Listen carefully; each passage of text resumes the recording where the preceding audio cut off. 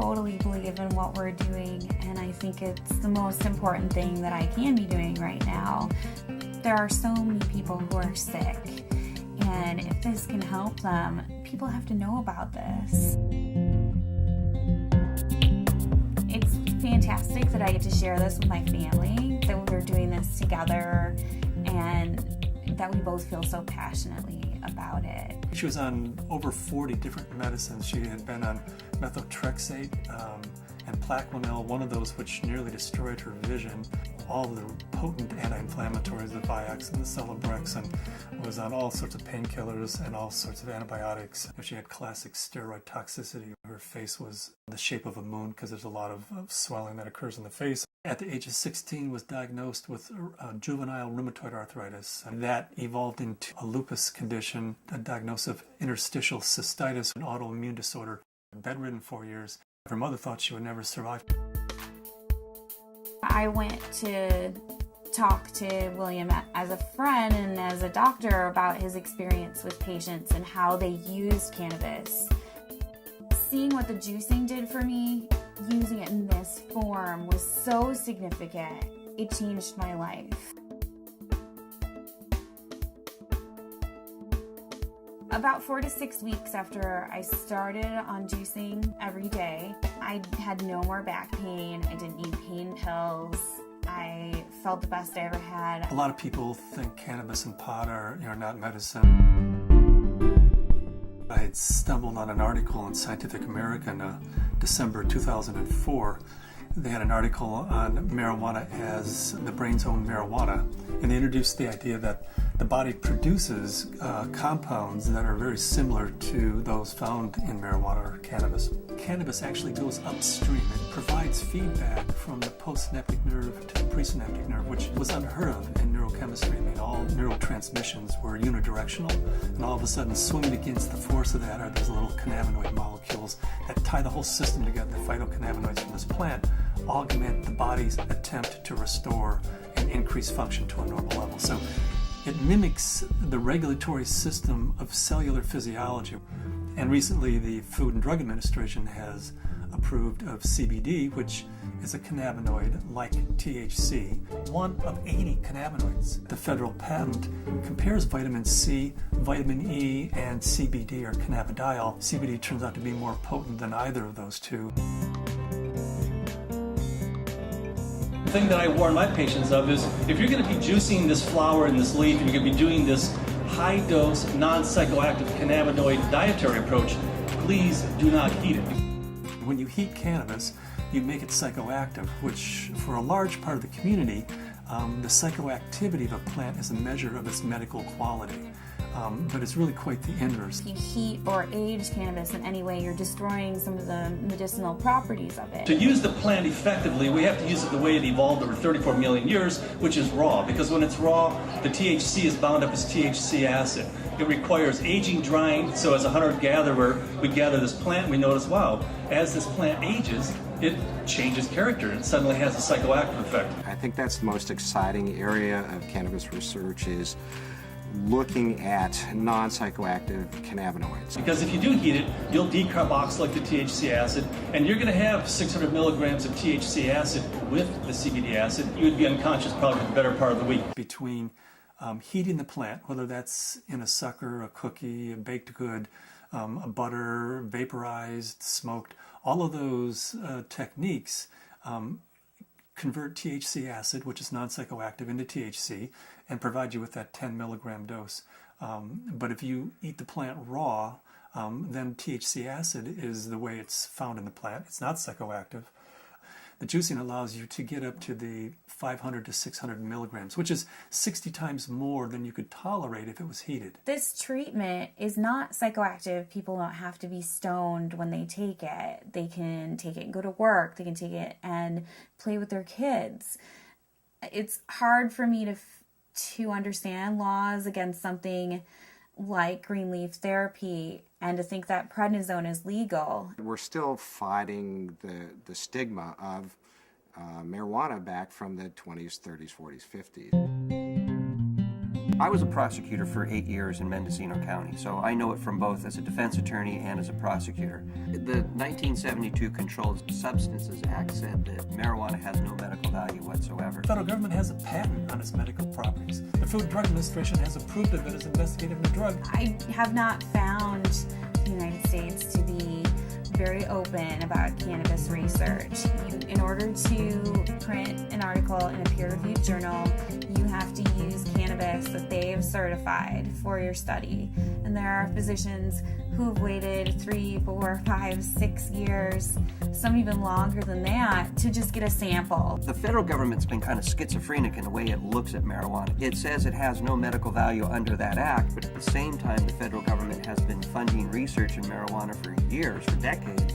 And they've even patented certain strains of marijuana because they recognize it has that medical value. The California Narcotic Officers Association does not believe in medical marijuana. They believe it's all a big scam, and that's how they train law enforcement officers. Law enforcement is allowed to take a percentage of all assets that are forfeited and seized under the state and federal asset forfeiture laws. So it takes the really enlightened and compassionate law enforcement officer to recognize that these medical marijuana laws are designed to protect patients. I was trained when someone had marijuana, you took them to jail. There wasn't a medicine use for marijuana. It's an illegal substance, and people went to jail for it. In 1996, California took a huge leap. I didn't support Proposition 215 because of the education I had, the experience I had, and what I had seen through the illegal marijuana gardens that I had seen throughout my career. Since 1996, I have changed my opinion somewhat. I believe there is a very clear medicinal use for marijuana. That being said, I believe that there are a large percentage of people who use marijuana as an excuse to either make profits or for recreational. The people who use marijuana for the true intended use that the voters passed, medicinal, I'll do everything I can to support their rights. There's many more things that law enforcement can be focused on than medicinal marijuana. And I don't want to give the impression at all that I support people who are growing marijuana for medical purposes 364 days of the year, and then one day a year they make a big sale for a couple $100,000, and they're a commercial seller that one day of the year.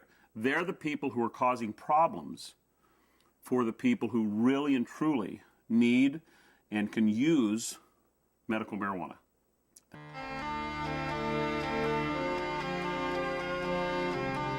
Terrifying, to be told as a parent that your child does have a tumor in her brain.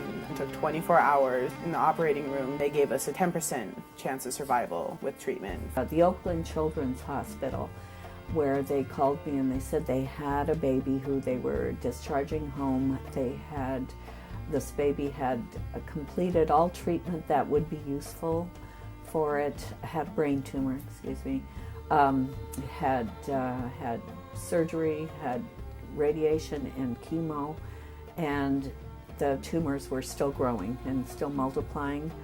And therefore they said to the parents, just take this baby home and make it comfortable, because there's nothing more that we know that will help its condition. Started to accept to the point where the illness had taken her and us, and try and find some acceptance. A month went by and I got in contact with the family, and they said, well, we just came back from Children's Hospital.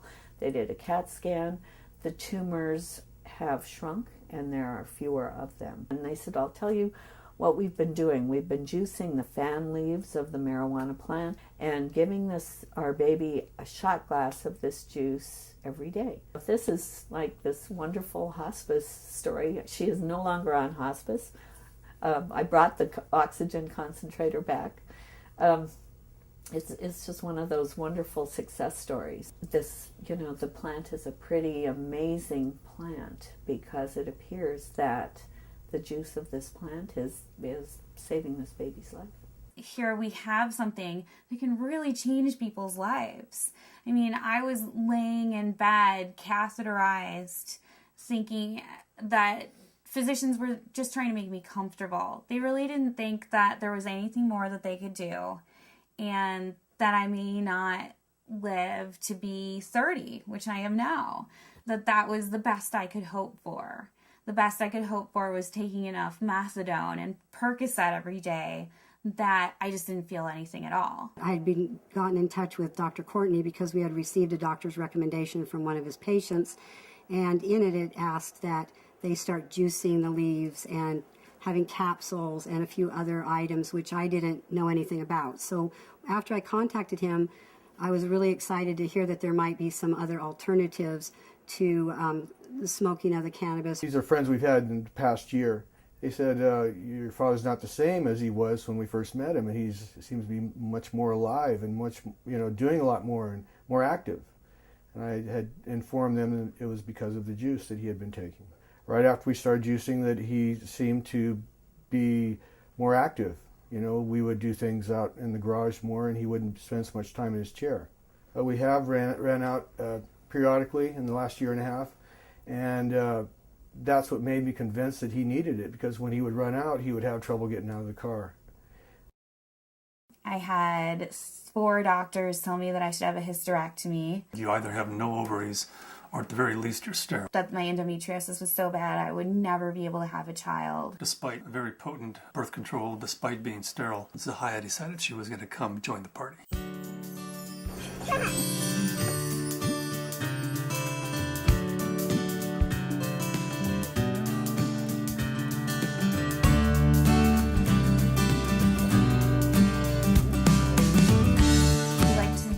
Ourselves by being extremely scientific, and people know that if they're going to come to us, they're going to have to go through a lot of hoops, but they're also going to get the most up-to-date scientific knowledge on this subject, and they're going to see a physician who's an expert in the field of non-psychoactive cannabinoids, and there are plenty of people that want that and are looking for that.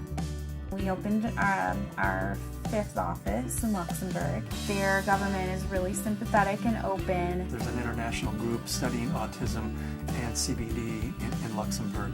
There's a physician there who's writing cannabis scripts who's also a senator, and we've been working with him, Senator Colombera. The government may be actually funding experiments in a research center using cannabis, in large part because of Dr. Courtney's work with non-psychoactive cannabinoids and Senator Colombera's work with cancer patients. There are now facilities for testing plants, and there's been more progress made in the last 5 to 6 months. A new strain in from Spain called Cannatonic, 6.9% CBD. That's 700% increase over Northern Lights, which is our previous high producer. I would like to find strains that have all of the cannabinoids present in an amount that's useful.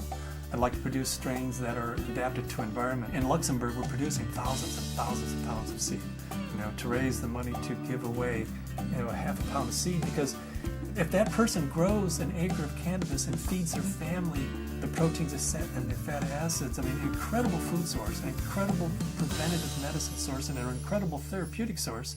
And at the same time, they're sucking 5 times as much CO2 out of the environment as an acre of trees. First, we have to change Convention Treaty Number 1, which was the convention that the UN put out in 1961 that says cannabis as a crime should be, if you have it, if you grow it, if it's in your possession, you should be in prison. That dogma has dominated the world right now. They're asking for input from the World Health Organization. I'm in the process of writing a letter stating that this is a dietary essential. It's not a criminal thing, because we have to change that treaty before we can go into Central South America and say, you grow yourself an acre of this plant, feed your family, prevent illnesses. So Cannabis International kind of legalizing the plant globally, giving it back to people as a food source, prevent illness is so much better than waiting until you have diseases. With my own experience and all the patients that I've spoken to, I believe that it's not an isolated incident, that this is the best medication